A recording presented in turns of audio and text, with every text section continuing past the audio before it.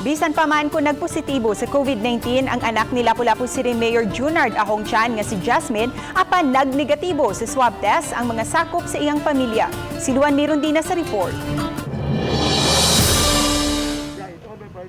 Human makuha ang negative result sa mga swab test, balik trabaho na si Lapu-Lapu City Mayor Junard Ahongchan ug usa sa iyang unang gisusi ang mga nasunugan sa Barangay Basak. Matod sa mayor, human masuta nga nagpositibo sa COVID-19 ang iyang anak nga si Paho Barangay Councilor Jasmine, gipaubos gilayon sa swab test ang tibok niyang pamilya ug mga kaubanan sa Panimay. Yes, nigawas na kagahapon sa hapon, 5 o'clock nigawas na.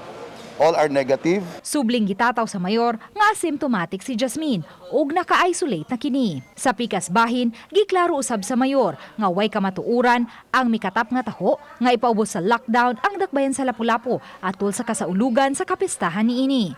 Gipaniguro hinuon sa crisis manager na Jel Banyasya nga malikayan ang kalit nga pagsulbong sa gidaghanon sa mga COVID cases sa dakbayan, ilabi na kay naghinangat na ang fiesta. Mo na dito sa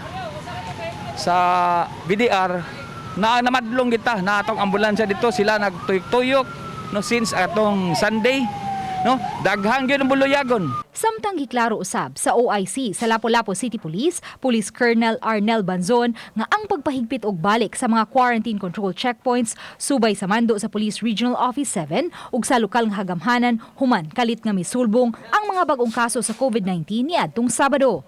Ipasabot sa Lapu-Lapu City Police nga ang pagpahugot sa quarantine control checkpoint pagpahinumdum lang sa publiko nga dili angay mukumpiyansa tungod kay anaa pa ang pandemya.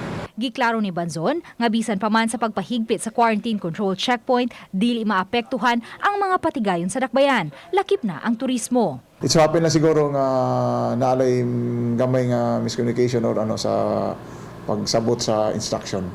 So ato i-check, ato nang i-adjust nato sa kanang aspeto ha. Uban ni Godfrey Rilien, Luan Mirondina, Balitang Bisda.